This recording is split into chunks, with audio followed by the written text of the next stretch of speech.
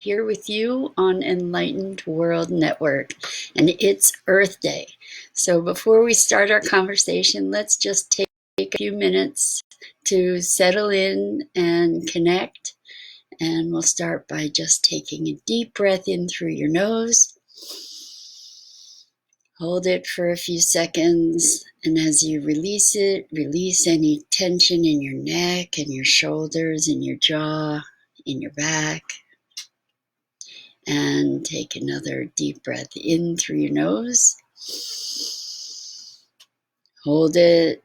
And as you exhale, just relax fully and completely and deeply. And then let's take our hands and press our palms gently together. Rub them slowly. Feel your fingers against your palms. Feel your fingertips. And come present to your body right here, right now.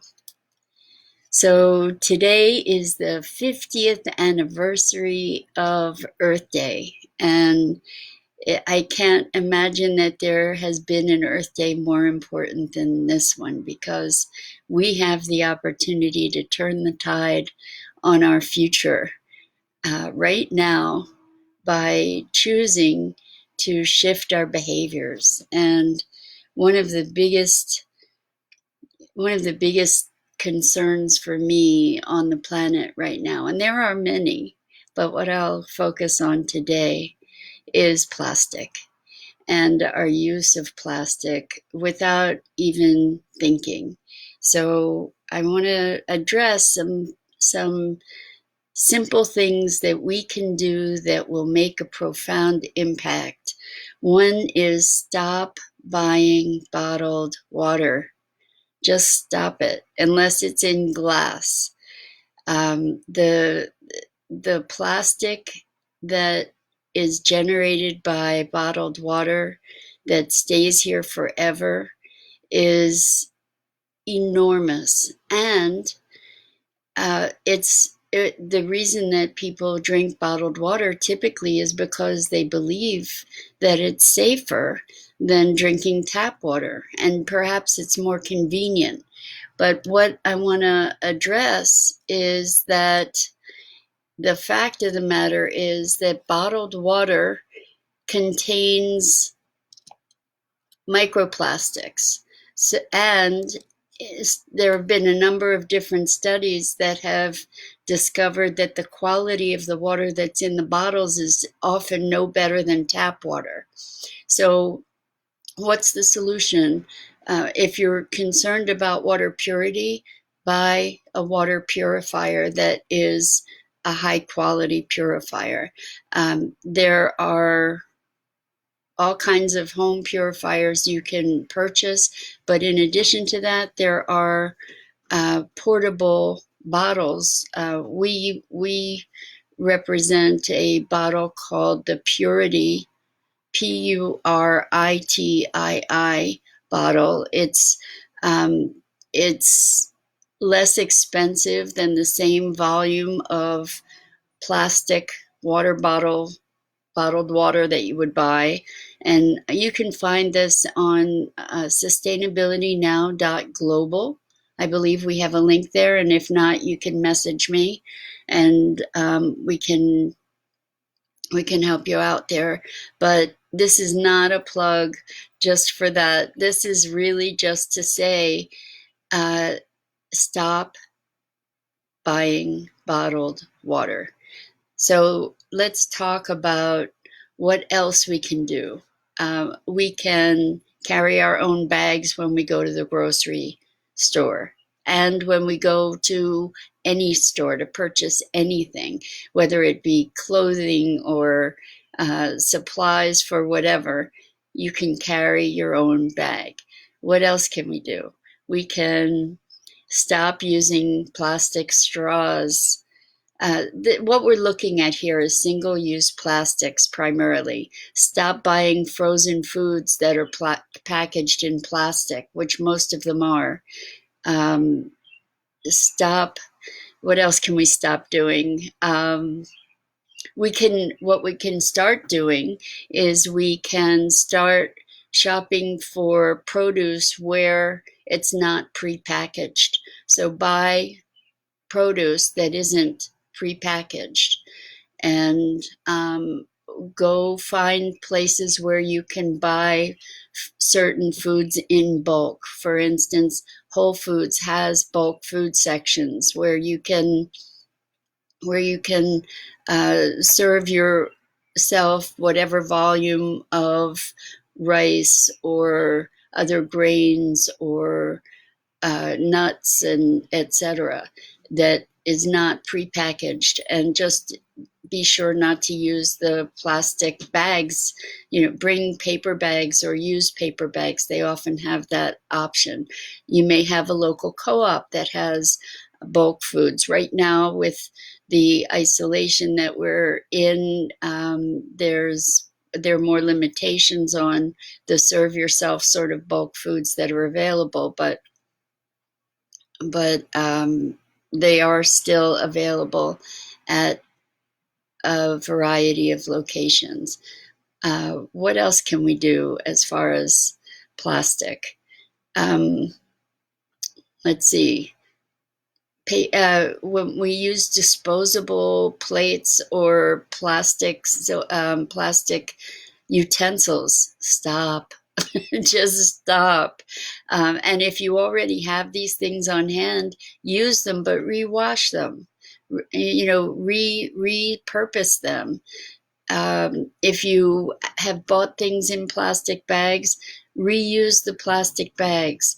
Seek out places to recycle what you're doing. Now, here's the thing, and this is the illusion that we're operating under, and I want to clear that up right now so that we can all be more responsible. Probably many of us are doing our best to be as responsible as possible in recycling and making sure that we clean out our containers and we put them in the right recycle bin, and we separate what we're supposed to separate. And here's the really sad truth. Less than 9% of all plastic gets recycled. And the truth of the matter is that a number of the plastic containers that are marked as recyclable, while technically they are recyclable, in fact, there is no facility that will process those plastics, and that's the case for most of it. So what happens to it? The plastic then will either be incinerated, or it will go to landfill, or it gets shipped off to another place where it pollutes the environment there. So the truth is, the only solution to the plastic plague that is currently overtaking our planet is the stop of plastic use. So what can we do to be involved in this shift of paradigm? First is value the planet more than the convenience of just going and buying stuff in plastic. Now, given many things are not available except in plastic containers. One of the most challenging waste products of plastic are snack bags, because the snack bags are not just plastic, but they're a laminate of different types of materials, which makes them very difficult to recycle. So make snacks at home. Do more cooking at home. Do more cooking from scratch. Certainly now we have the time and ability to do that and to learn to do that if we don't already know. I just want to put a quick plug in here. Where my passion for the planet comes from is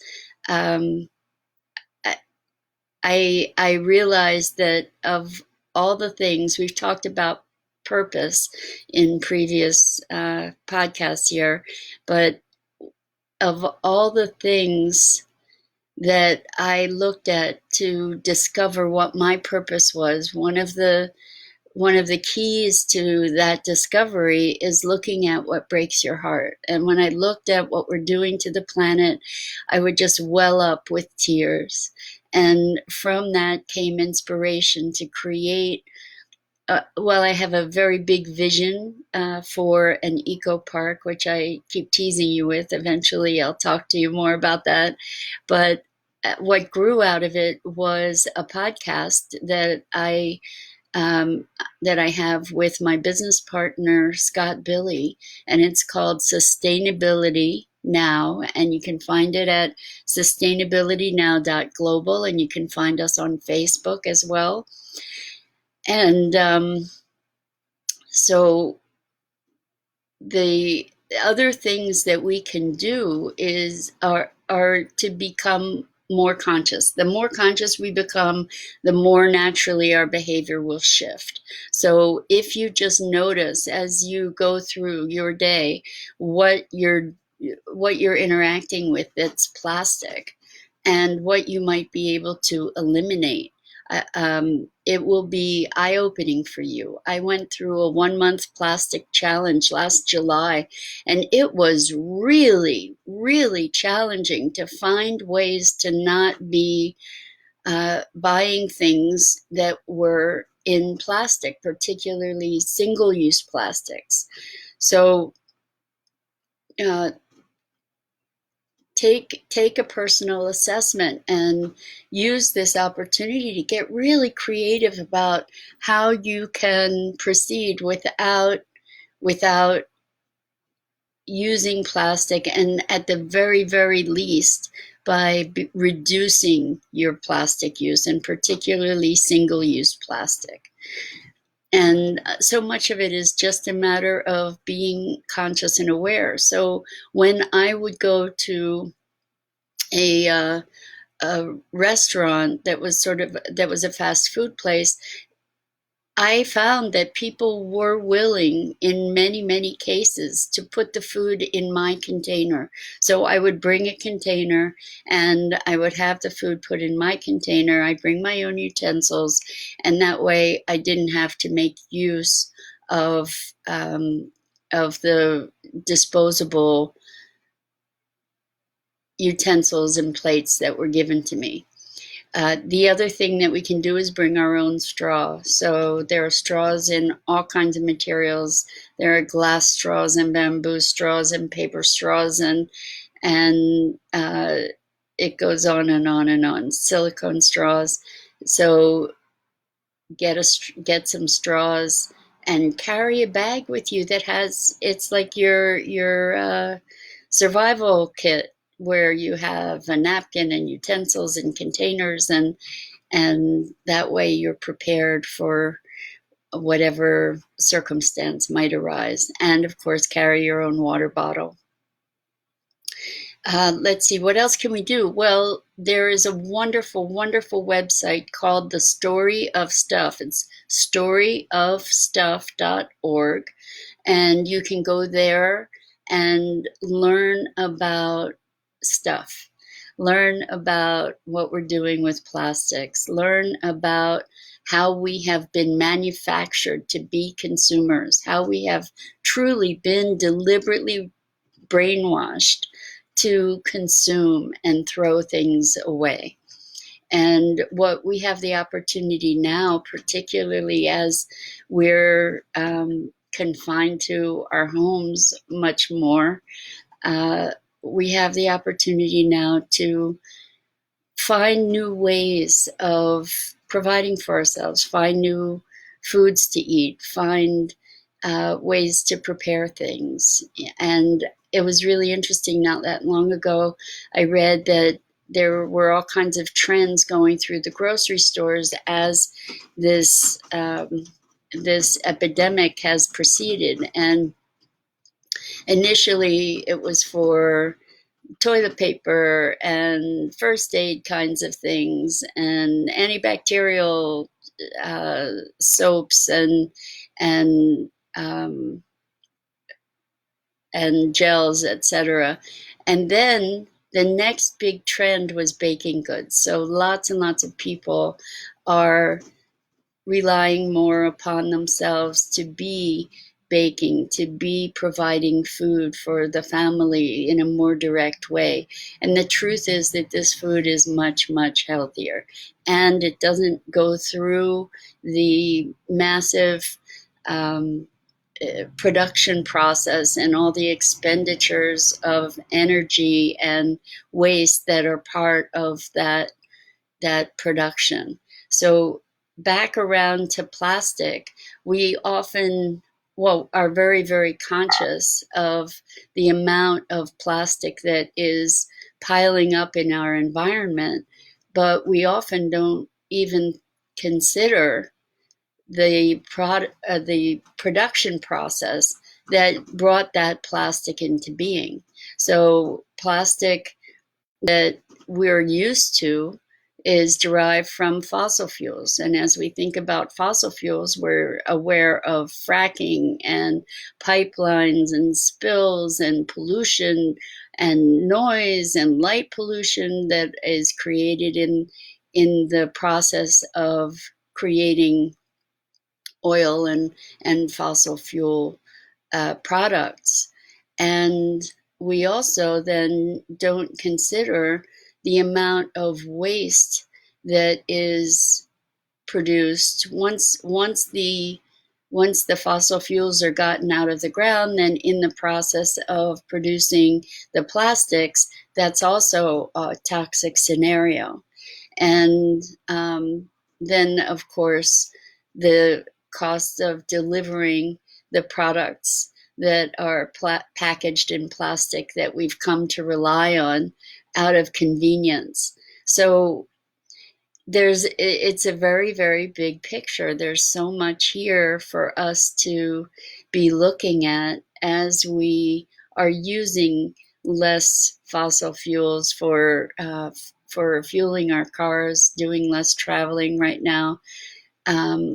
We also can look at what are the staples that we rely on and how can we shift our behaviors and shift our priorities on this wonderful day of remembering, and not just from today, but going forward.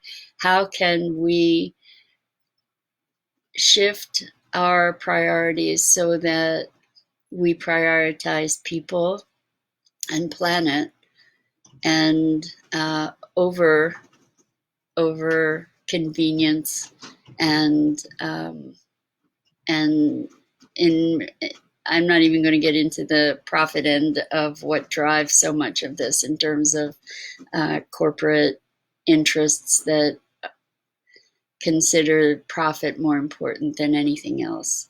So let's get back to a couple more things we can do. Another really awesome site to go to is greenpeace.org, and Greenpeace has a huge initiative, as does Story of Stuff, a huge initiative along with a bunch of other organizations to curb this plastic plague.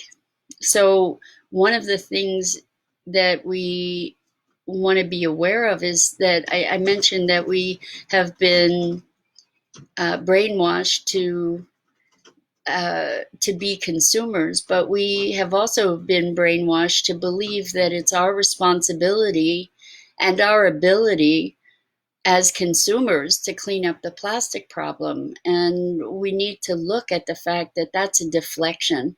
It's actually a deflection from the industry that big plastic wants to continue producing more and more plastic because that's how they can keep utilizing fossil fuels. It's keeping the fossil fuel industry in business, plastics. So they're very vested in avoiding responsibility for this huge problem that they've created on the planet. And what we need to do is hold these organizations responsible.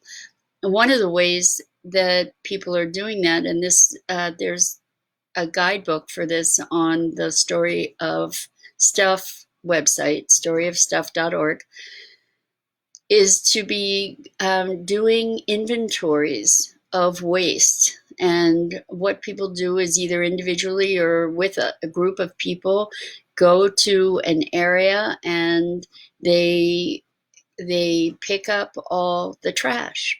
And as they're picking up all the trash, they catalog it. And it's cataloged based on type, and it also can be identified based on company, what kinds of trash people are finding, from who, what products. And there's actually an app that you can track this with, but there's a whole guidebook on Story of Stuff on how to do it. And as we get more and more data, it's more and more damning for these companies where they are being held accountable for their products falling into the waste stream because they've made no provision for recycling them. And many of you may remember when we had deposits on bottles, and there are, in some states there still are, and deposits on cans. And what we need to do is to go back to materials that are truly recyclable, that can be sterilized and reused and literally recycled in what we call circular economy, so that there is not waste. That this is another paradigm that we get to shift. There's no such thing as waste. There's no such thing as waste. In other words, nature has no such thing as waste. Nature recycles everything. And what we have done is we've created products that at this moment are waste, and we need to find ways to transform them into something that is useful. And going forward, we get to imagine new ways to manufacture products that are fully 100% recyclable.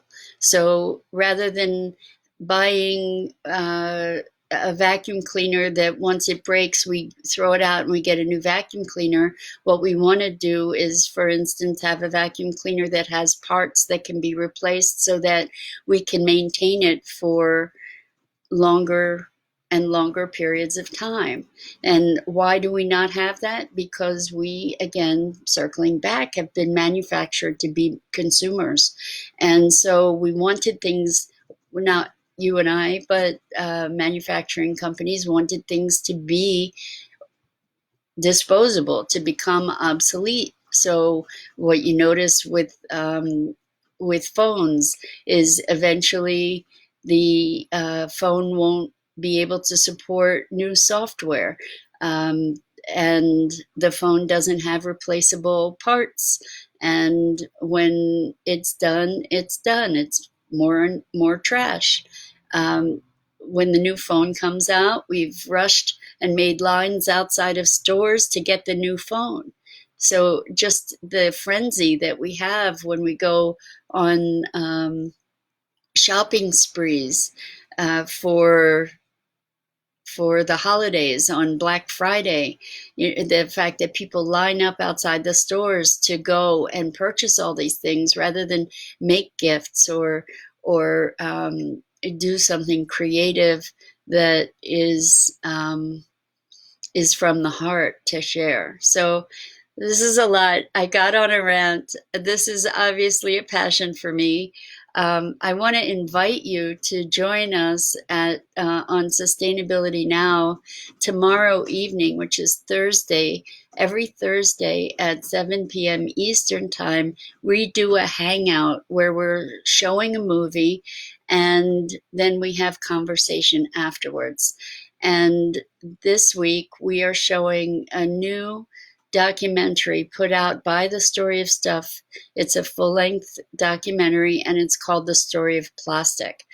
And it is a very educational and scathing indictment of the plastic and fossil fuel industry. It will wake you up to see the truth of what's going on behind the curtain, and we get to make a change with that. So today, do something for the planet, and let's be alert to our plastic use and make some commitments about the changes we can make to better ourselves and better the planet. Bill Turner just chimed in. We humans have created our own money-based reality, no thought on functioning at a deeper level. And hopefully, Bill, this crisis of the COVID-19 will prompt people to think more deeply and more holistically. So with that, thank you for being here. So much love to you, lots of compassion, and happy Earth Day.